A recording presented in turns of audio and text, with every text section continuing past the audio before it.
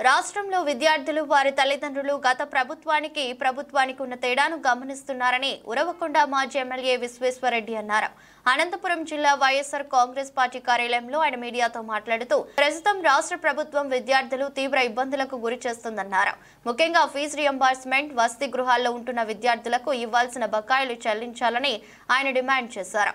దీనిపై ఎస్ఎఫ్ఐతో పాటు కూటమి పార్టీకి అనుకూలంగా ఉన్న ఏబీవీపీ విద్యార్థి సంఘాలు కూడా ఆందోళన నిర్వహించాయన్నారు. వైసీపీ అధినేత జగన్ రాష్ట్రంలో విద్యార్థుల ఇబ్బందుల గురించి ప్రస్తావించిన వెంటనే జిల్లా కలెక్టర్లు అంతా కళాశాలల యాజమాన్యాలకు ఆదేశాలు ఇస్తున్నారని అన్నారు. ఫీజులు చెల్లించకపోవడం వల్ల కళాశాలలో విద్యార్థులు అవమానాలకు గురవుతున్నారని, సర్టిఫికెట్లు ఇవ్వక పరీక్షలకు దూరం అవుతున్నారని విశ్వేశ్వరరెడ్డి అన్నారు. ఇదే మాట జగన్ చెప్తే నారా లోకేష్ ఎదురుదాడి చేస్తున్నారని ఆగ్రహం వ్యక్తం చేశారు. అమ్మకు వందనం పథకానికి మొత్తం 12,000 కోట్ల రూపాయలు అవసరమైతే బడ్జెట్లో కేవలం 5,000 కోట్ల రూపాయలు మాత్రమే పెట్టారని విమర్శలు చేశారు. నారా లోకేష్ కి కోపం ఉంటే జగన్మోహన్ రెడ్డి పైన లేదా వైసీపీ పైన చూపించాలని, కానీ ఇలా విద్యార్థులపై చూపించడం సరైనది కాదని విశ్వేశ్వరరెడ్డి హితవు పలికారు. విద్యా దీవెన, వసతి దీవెన వాటి పేర్లు మార్చి ఉండొచ్చు. ఫీజు రీయింబర్స్మెంట్, అదేవిధంగా ఈ హాస్టల్స్ వసతి ఫీజులు ఇవన్నీ కూడా చెల్లించకపోవడం వల్ల తీవ్ర ఇబ్బందులు ఎదుర్కొంటున్నారు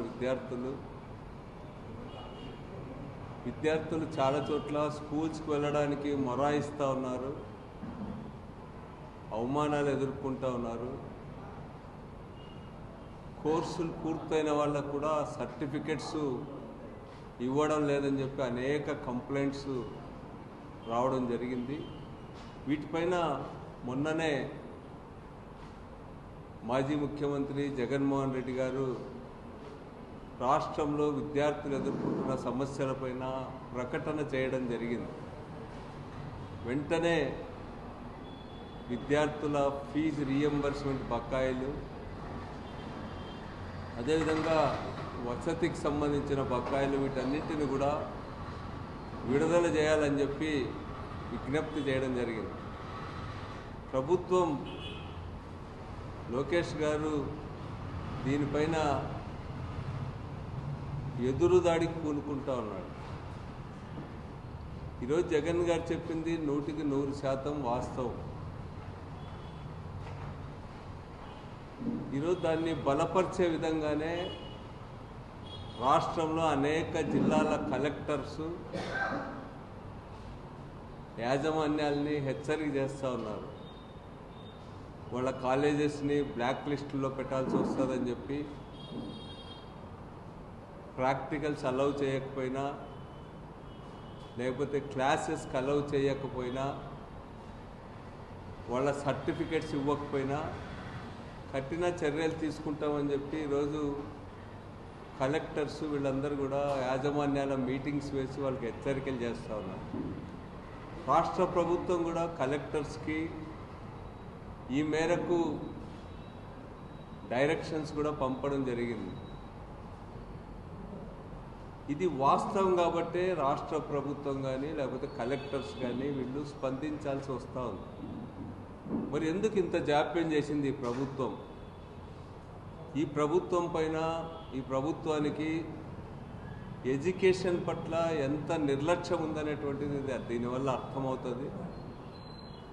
జగన్మోహన్ రెడ్డి గారు ముఖ్యమంత్రిగా ఉన్నన్ని రోజులు కూడా విద్యా దీవెన, వసతి దీవెన కింద దాదాపు 18,000 కోట్ల రూపాయలకు పైగా